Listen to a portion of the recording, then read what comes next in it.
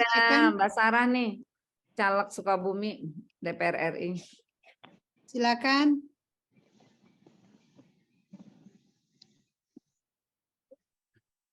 Boleh ini loh konsultasi case by case. Ah ini Ibu Husnul, ini Dokter Sarah, Ibu kayaknya tahu. Dokter Oh nih Sarah. silakan Pak Gunawan duluan nih, mau duluan.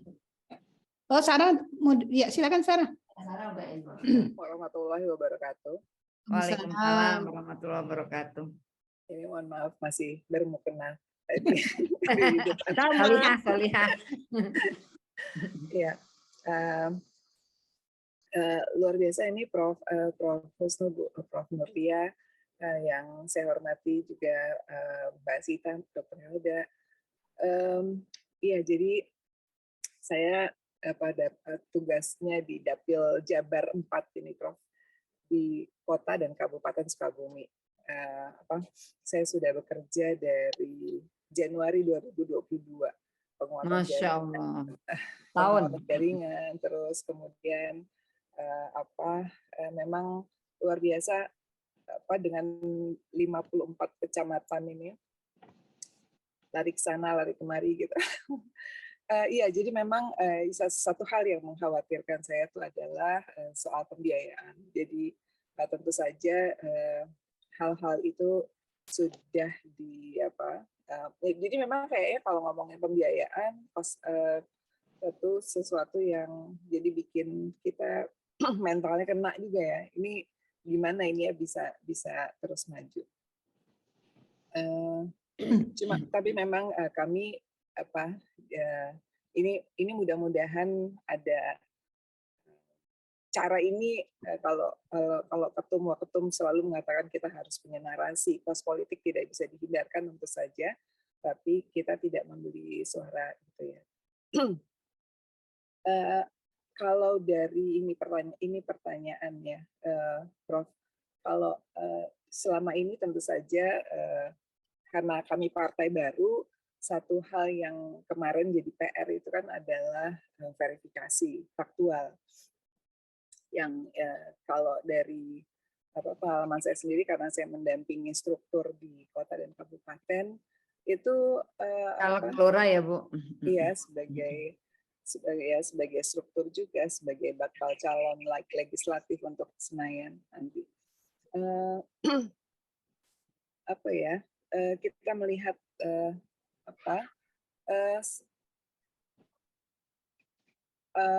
proses ini antara keputusan politik gitu ya, itu kan keputusan politik dengan realitas di lapangan ini bisa jadi kan penuh dengan dinamika.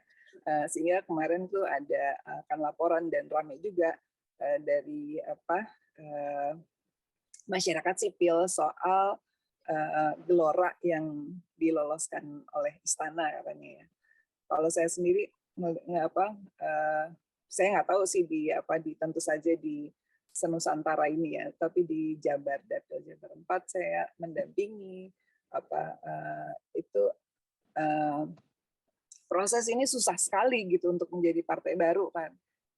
Ada orang yang lagi di rumah sakit, ada kawinan karena dia memang anggota kita yang harus kena random gitu, terus harus didatengin, dan datangnya kan juga petugas. Dan saya ngelihat sih gini, intinya memang penyelenggara pemilu ini dengan segala keterbatasan mereka gitu ya, mereka kan juga susah itu Prof ya, harus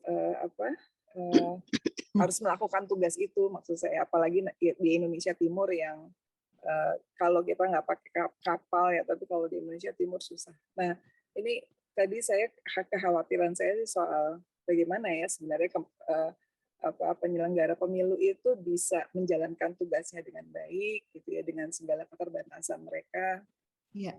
Itu saya pikir itu tantangan kita, dan mungkin juga ada banyak orang yang nanti akan melakukan kecurangan gitu.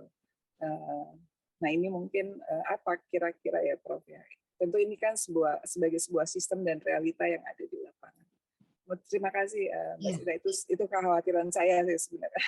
Iya, Dr. Helda, makasih. Ibu Husnul. Ya, artinya gini loh, Mbak Husnul dan Prof Nurlia beserta Bu Sita. sistem ini sebetulnya sistem yang layak nggak sih dipakai? Karena kayaknya sulit banget sebetulnya sistem ini di lapangan. Saya juga mendampingi suami itu kayaknya, waduh, ini sebenarnya mampu nggak sih sebuah partai untuk kemudian menjalani? Artinya secara teori loh kita aplikasikan di lapangan. Jadi artinya teori itu nggak mampu laksana sebetulnya di lapangan. Kemudian ya mungkin itu pertanyaan Sarah, dan kemudian apa yang harus kita lakukan nih dalam kondisi seperti ini?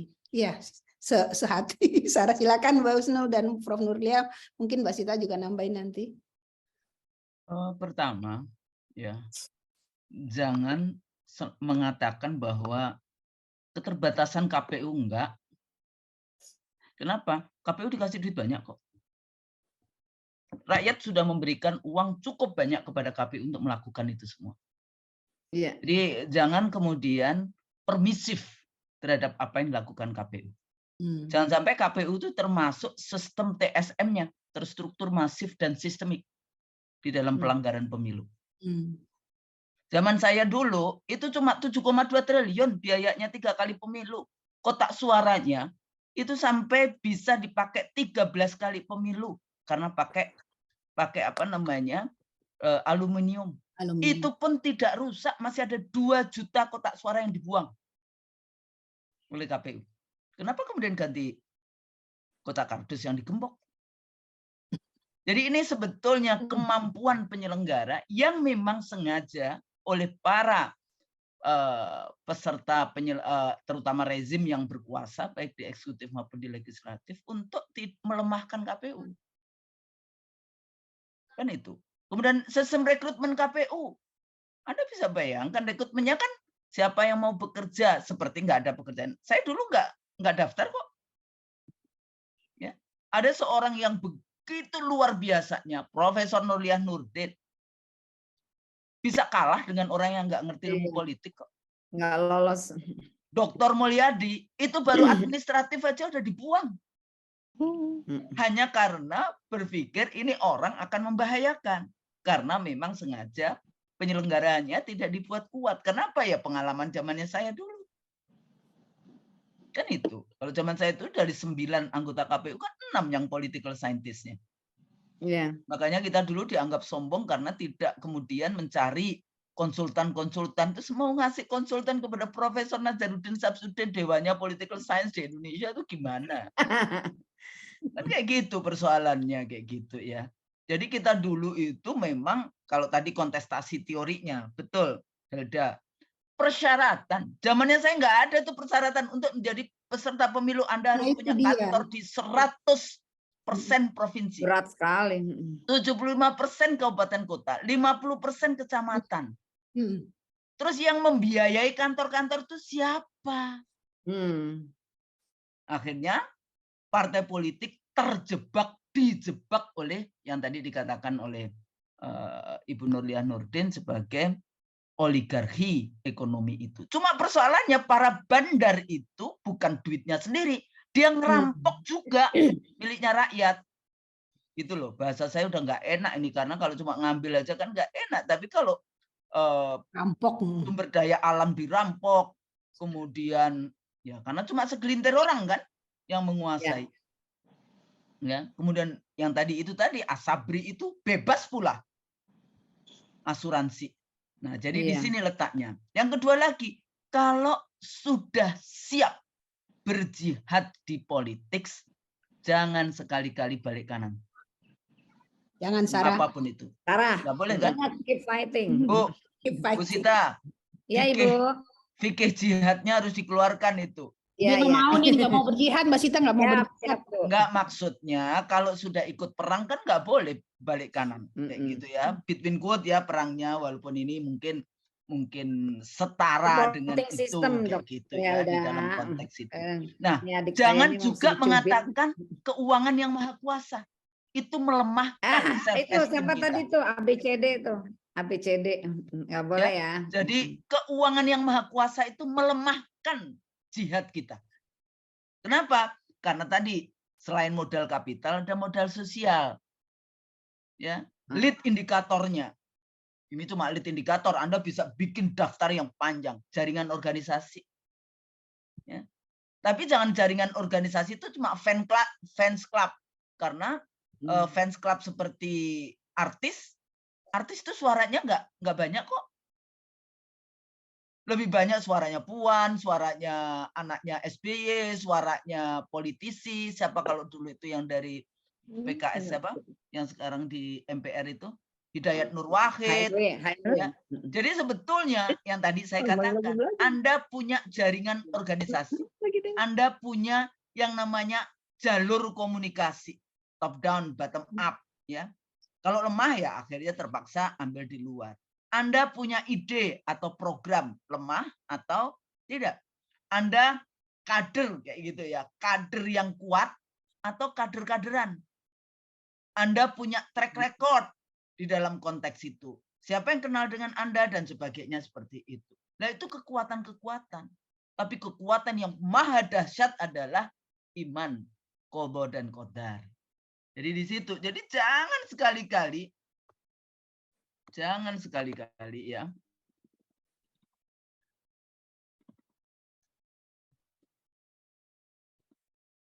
Jangan sekali-kali berpikir punya duit pasti menang. Buang ini. Buang. Tampil bisa menang, uang gampang dan menang. Ya kalau ngomong kayak gitu, uang tuh gampang. Ya. Jadi jangan sekali-kali berpikir punya duit pasti menang. Enggak. Kan kita udah punya persoalan, kita udah ada catatannya jauh sebelum bumi dan langit diciptakan Allah. Udah ada catatannya. Jadi bukan keuangan yang maha kuasa. Mungkin belum takdirnya. Belum ininya. Tapi tetap harus, karena kita tidak tahu takdir kita, ya kita berjalan terus. Tapi Bu, kenapa yang menang-menang itu karena punya duit? Ya Anda cuma ngelihat punya duitnya. Anda nggak ngelihat bahwa dia melakukan yang disebut manipulasi. Ya. Dia punya duit halal enggak dia?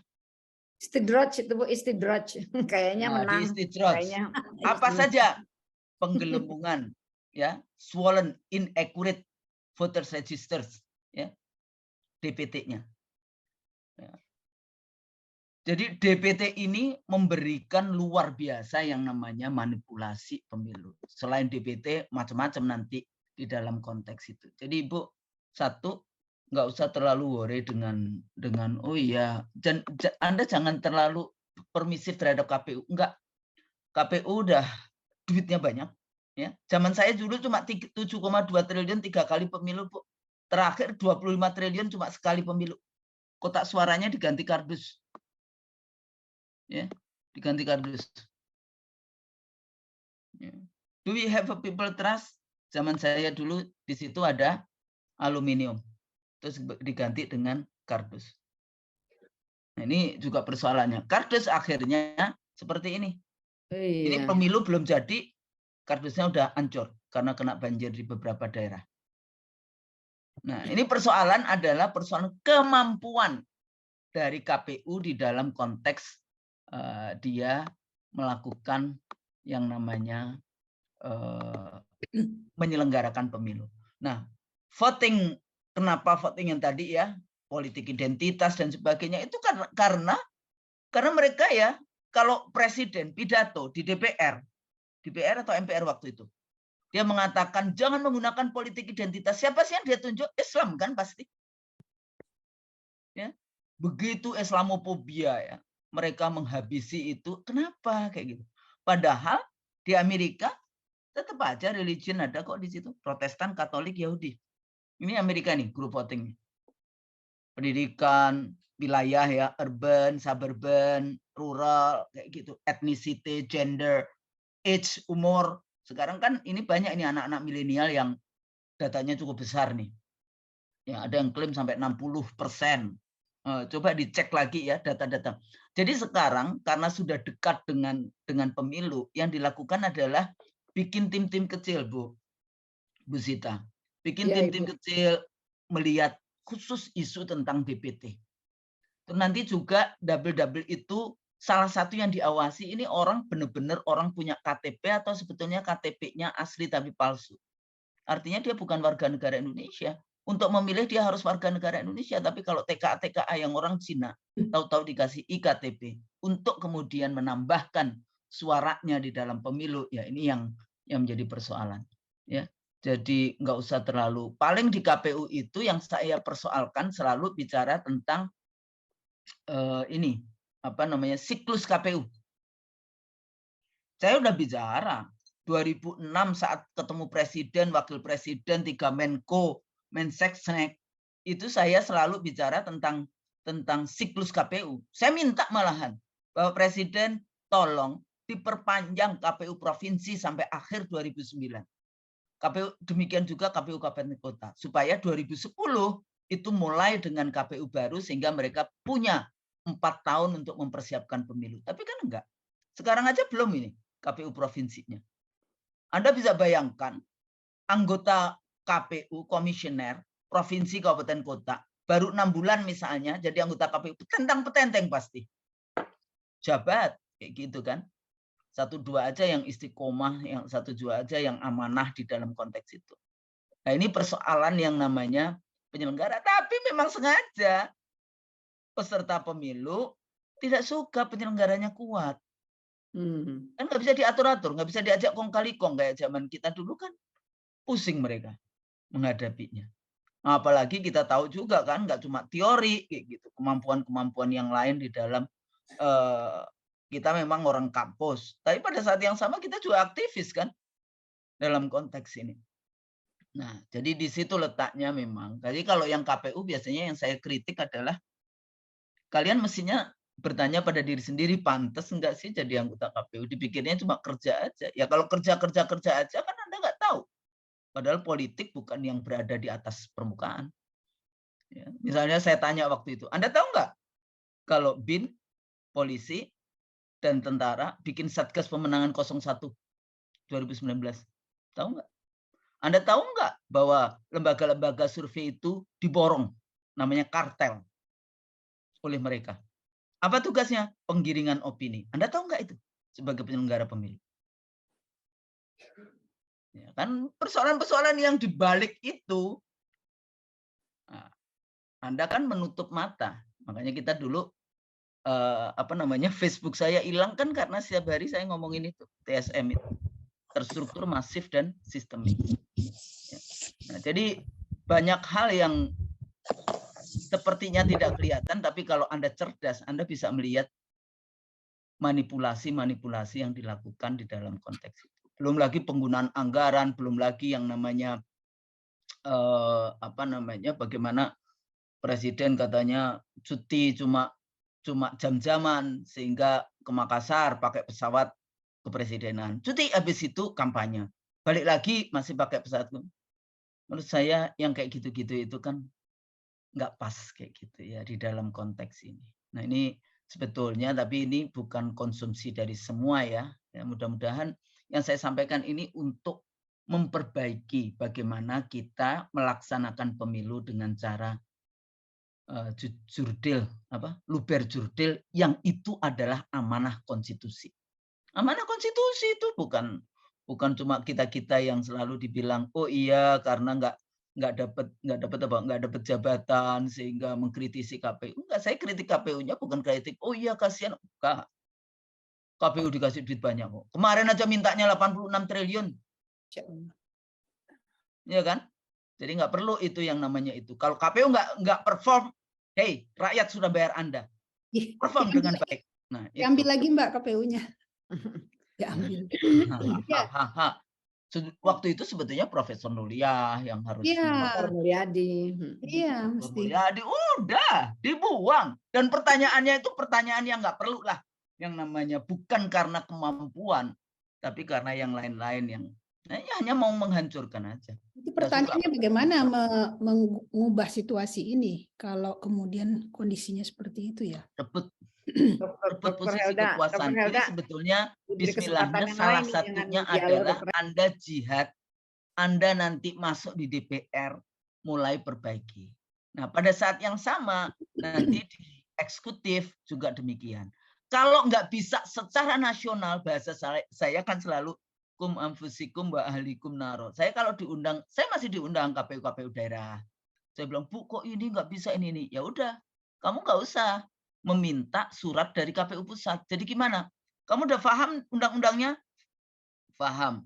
Kamu putuskan itu sudah sesuai dengan undang-undang? Sudah. Nah, suratnya kepada KPU Pusat adalah pemberitahuan, bukan meminta konsultasi. Saya itu sampai ngajarin itu. Kenapa? Anda jaga wilayah Anda sendiri, karena nanti hisapnya itu enggak semuanya. Hisapnya itu cuma di wilayah yang Anda diberi amanah. Bahasa saya, kum anfusikum wa ahlikum naro, itu tidak hanya dalam konteks keluarga, tapi konteks jabatan kamu di wilayah kabupaten kamu.